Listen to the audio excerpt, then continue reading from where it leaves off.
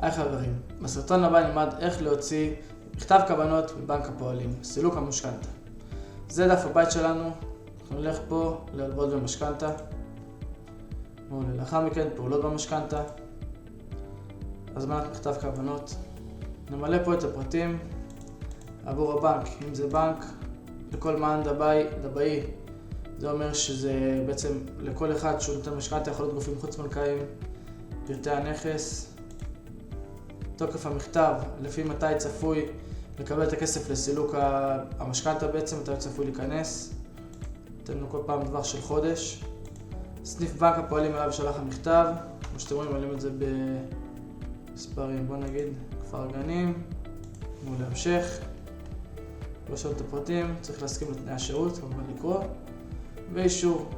ואז הגיע לנו עותק מקורי של מכתב הכוונות לסניף שבחרנו. אז חבר'ה, בהצלחה.